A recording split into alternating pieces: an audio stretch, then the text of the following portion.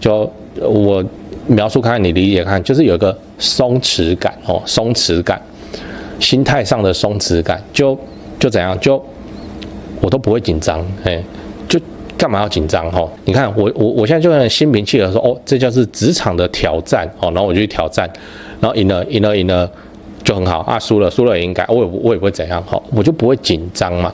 那没有后盾的人他怎么办？这不是挑战，他是必定要想办法粉身碎骨都要跨过的难关，对不对？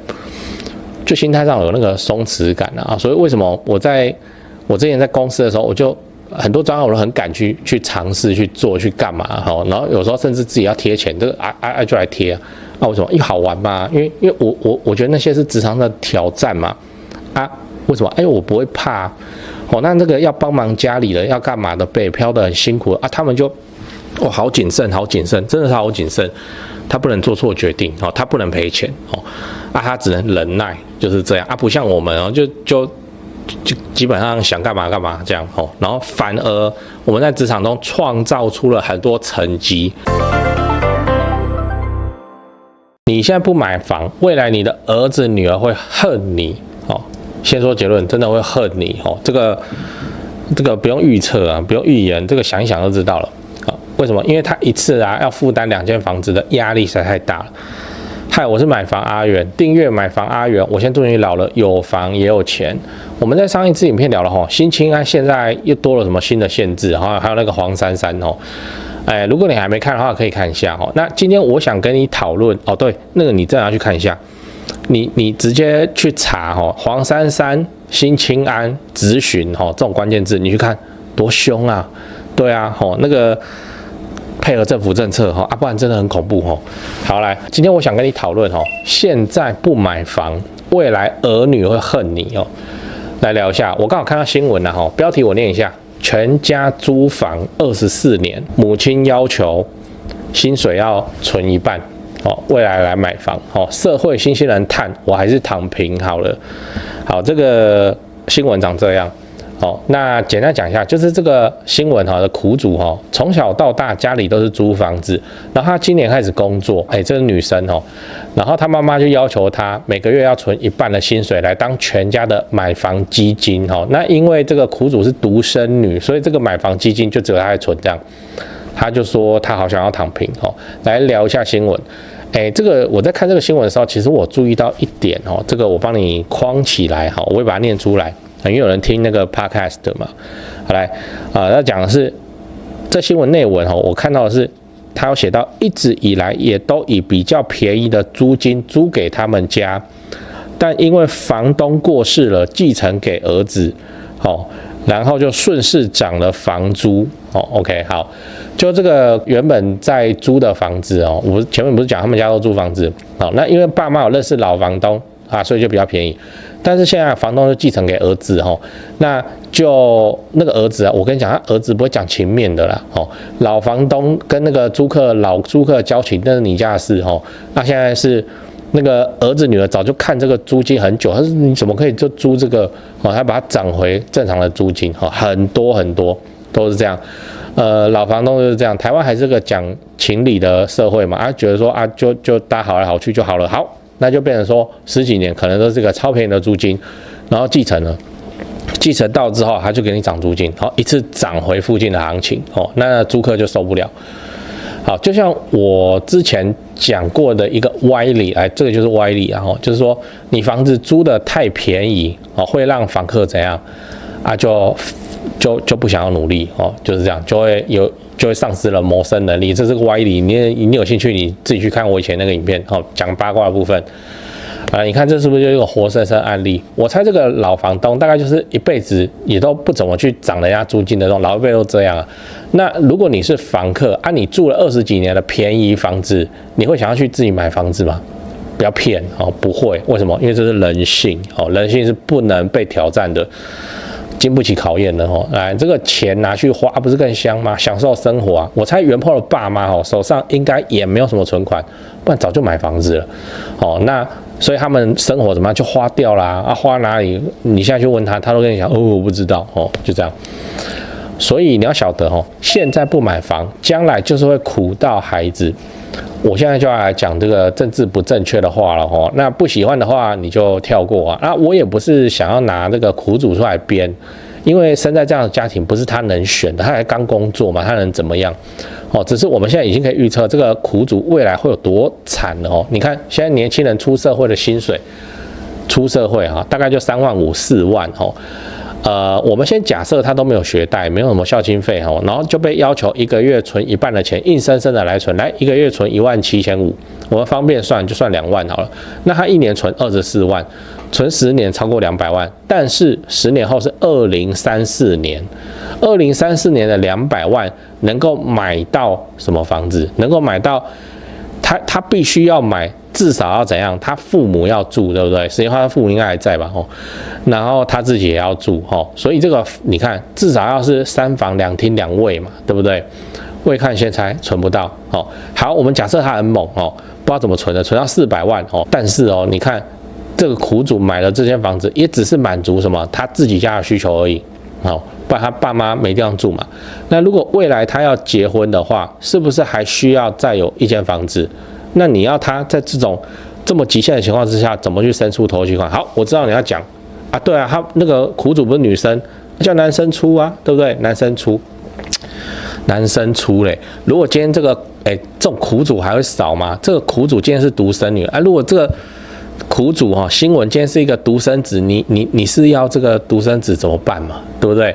他又要帮家里买房子自己结婚又要，你是要他怎么办嘛？哪个男的那么厉害啦？这现在这个房价年轻有还能干到2间，然后又不去做诈骗又不去做什么，怎么做得到嘛？我回到那个独生女苦主这是不是意味着他结婚的条件其实就被限缩了？就是他对男生讲话就没办法大声不然你知道他跟男生说没关系，我们就一起出去租房子，重新再走一次这个轮回嘛？想一想就觉得很可怕你不觉得？然后最后我想分享就是跳脱轮回的方式，就是硬买房子对，我的结论就是这样，你有能力你就买吧。现在谁买房子不是硬买不然就要早就买起来放了。有能力就买不求为每个儿子女儿各准备1000，但至少你那个为人父母，你不要成为子女的负担嘛。你现在是硬买，咬牙买房子没错，未来他们要咬的是牙吗？咬要后脑勺吧，我操，这个可能都不一定买得起那讲到这个，我就想到以前租房子的一个例子就那时候没什么钱有去租人家套房，然后对门是一个老先生60几岁已经退休我就跟他聊天了他说他家其实就在附近这个也是他租的，他家其实就在附近，所以他都是回家吃饭。然后怎么样？听好最近因为孙子出生了，所以他就搬出来住。孙子出生了，搬出来住，这不很奇怪我那时候还听不懂现在我写这个影片稿子的时候，我懂了，我突然懂了，这个是怎样？这是因为房间不够了，所以叫他老爸爸就出去外面叫那个阿公出去租房租一间套房。说到底，这就是被赶出来的，对不对？这个我不知道啦但我现在想起来心有戚戚，我就不想要我日后变成这个样子对啊，你看我 slogan 不是什么老了有房也有钱，真的这个目标难道不值得努力吗？如果你现在不买房子，未来你的小朋友会不会恨你？先不说啦那我就问你，是不是有可能有一天可能会变成这个老阿公，对不对？孙子出生了，然后所以他搬出来住，很悲凉你不觉得吗？对啊所以真的能上车就上车吧。现在谁买房子不是硬买？大家都是懒趴都要捏到爆了才要帮他买，那还是要上不然怎么办？好，来讲完了我们今天讲现在不买房，未来儿女会恨你那我先分享了一个网友遇到问题，那新闻嘛就他们家常年租屋，然后他爸妈也没有房子他就要求他新鲜人那就是要把薪水的一半来做存房子的头期款，然后他觉得生活非常的磨难就觉得生活没有希望。那我也简单帮他算了一下他这样子存一半的薪水，很可能10年后还是买不起房子，因为他到时候要单挑的是什么？单挑嘛，对不对？他一个人单挑10年后的房价这个谁想到谁不会怕就算他真的拼到了一间房子的头期款贷款怎么办？之后还会面临婚房怎么办的问题。所以我的建议是想办法上车，不要让自己成为儿女的负担。如果有能力，当然是帮儿子女儿准备好房子嘛，这样子。那如果没有能力，至少不要让自己就到时候成为那个儿女的负担。所以很多是什么回老家住，对不对？其实蛮悲凉的，家人谁不想要一起住？可是就是这样嘛。对，我先告诉你3个东西。第一，我的付费会员频道1个月月付250，这个欢迎加入，直接抄我做的房地产作业就好了，这不香吗？你自己去看会员影片的封面，讲的议题啊，都比平常的影片猛上好几节。那会员的问题我也会认真回答啊，不是会员我就简单回答，这拍谁？这没办法，这个问题实在太多了。好啦，第二个，自产高雄。买房阿元观众专用 LINE， 这个是我长期配合的房仲店，台湾房屋美术执行店，这个不赘述了，以前的片尾都讲过，反正已经有超过2000位观众加他们，也超过50几位观众跟他们买高雄低总价自产的房子，你也可以加他们，他们会不定期的 po 自产用的房子，好，那他们的 LINE ID 是小老鼠勾勾勾勾勾5个勾，小老鼠勾勾勾勾勾。第三个，自产台北新北买房阿元观众专用 LINE， 刚刚讲高雄的嘛，现在台北新北的专用 LINE， 如果你是钟情于台北市、新北市房地产的朋友，那你就加这个 LINE，这个是我台北市房地产的前辈，当然啦，台北市的本金门槛就很高你自备要超过500万，这个就是常态，那你就自己加入以后跟助理去描述你的需求吧，他的 LINE ID 是小老鼠掰台北BUYTAIPEI，小老鼠买台北，这样讲八卦，我就还是认为啊。以现代就2024年身为台湾父母的责任，就是要帮小孩子准备好房子。对你可以说我很偏激，但我真的就是这样想的。不然你是想要你的小孩子日后怎么样自己去单挑一间房子，这地狱难度呢？地狱难度呢？你现在你就觉得是困难等级了啊，以后它是地狱难度呢？不要再讲那个什么以后少子化房子会跌那种屁话了，这个。你就看新加坡是怎样，还在大涨啊？他们怎么解的？开放新移民，政府有没有在做？10万印度劳工，对不对？一下就在跟你讨论10万呢，对啊，这些10万印度劳工全部都年轻力壮呢，对啊，意思是说我们不负担他的养老，然后他老了就滚回去，就是这样。所以到时候就是移民会来接这个房子，那少子化要发威也不是现在，你要去等那个什么以后房子没有人要啊，你慢慢等，你慢慢等。会来看我这个频道的，应该都是对房地产都有一点向往嘛，对啊，就像当初的我一样，所以能上车就要上车。你可以说我很偏激但我就是这样想的。你现在你要是不帮你儿子女儿准备好，人家以后是超级地狱难度，来多严重？男生结不了婚，女生婚姻上就会受制于男生为什么？男生结不了婚啊？你没有房子结婚，然后说租房子，这女方很勇我要讲我那歪理了，就是母鸡有没有？那狗狗给那个母鸡母鸡都知道要先做一个窝，它才要下蛋。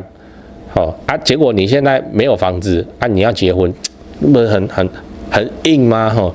那在女生女方这边婚姻上，为什么说受制于男生？就是家没房子嘛，那房子就是男方的嘛，所以他们讲话就不大声嘛，吵架，然后那个要是就是滚出去，他滚去哪里？滚回娘家。这个如果今天是有一个带着房子结婚的女生你看她讲话多大声，就换她说你给我滚出去对不对？就这样那生活就会选择权会大很多，人生不需要承担那么大的风险。归根究底的房地产好来，儿女你的儿子女儿，你是要他日后多会赚钱？你是要他有几条命来赚这个钱？赚钱来去单挑10年后的房价？现在儿子女儿不努力吗？对啊，很努力啊，对啊，读书考试，然后进职场后加班加乱七八糟收入就是这样嘛，对啊，你是要他多会赚钱你不帮他把房子准备，你现在是困难等级把它准备起来哦，他以后要单挑是地狱难度哦。你现在在困难的时候，你不去把它准备起来，其实你就在慢慢的亲手把它推向悬崖嘛。职场竞争哦很激烈，那你是要他怎样？你要他忍气吞声，他被霸凌，他被针对，他都不敢辞职，只能自己躲起来哭。为什么？因为他必须要赚钱、存钱，他需要那份薪水来干嘛？来买房子，不然人生就没有退路，就没有一个保护伞。这太扯了啦，对啦。哦，买房哦，除了自住以外，好，那开始买收租，然后这收租以后看怎么给儿子女儿。OK， 好，这个财务上我就不讲了，这你都比我还会算。我认为哈，我自己在房地产这边哈，就是在缴房贷买房子哈，我现在啦，心理上的时候，那刚刚那个财务的要算你去算哦，那我就来讲一个财务上看不到的东西，这是心态哦，心理上的最大的后盾就是有一个，这我会讲，我不会表达哦，就我描述看你理解看，就是有一个松弛感哦，松弛感，心态上的松弛感，就怎样，就我都不会紧张，就干嘛要紧张哈？你看我现在就很心平气和说，哦，这就是职场的挑战哦，然后我就去挑战，然后赢了就很好啊，输了也应该，我也不会怎样哈，我就不会紧张嘛。那没有后盾的人他怎么办？这不是挑战，他是必定要想办法粉身碎骨都要跨过的难关，对不对？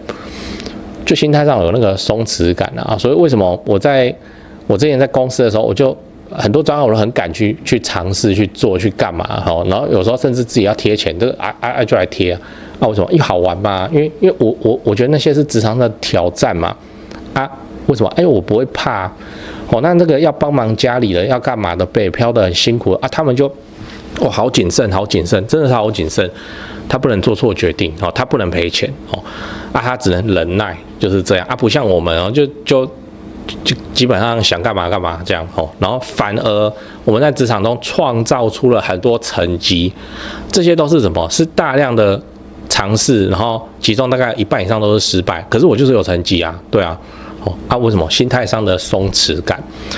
像我就对那个什么职等啊，就是什么专员，然后变强了，然后变什么资深专员，变什么，我对那个我一点感觉都没有，你说随便那个谈生意方便，做业务方便，这样就好了啊。你要硬给我什么我都随便，可是就是会有同仁把这个抬头看得很重啊，为什么？人家是紧张嘛，对啊，所以我现在没有说他们怎么样哦，这只能讲是我命好哦，就这样。这个后盾是谁给我的？房地产，对不对啊？